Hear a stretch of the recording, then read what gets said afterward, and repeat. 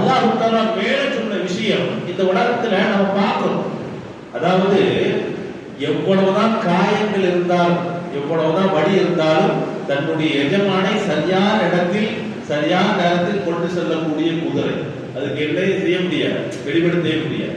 அதே போன்று தினமும் பார்க்கணும், எந்த பொருளை கொடுத்தாலும் சொல்லிக்கிட்டு இருப்பாங்க இல்லையா, என்ன பொருளை தூக்கி போட்டாலும் ஒரு பிஸ்கட்டை போடுறோம், ஏதாச்சும் ஒன்று போட்டாலும் கடைசி வரைக்கும் அந்த உணர்வு, நன்றி உணர்வை தன்னுடைய கண்களிலும் தன்னுடைய வாயின் மூலமாக செய்யிருப்பான்.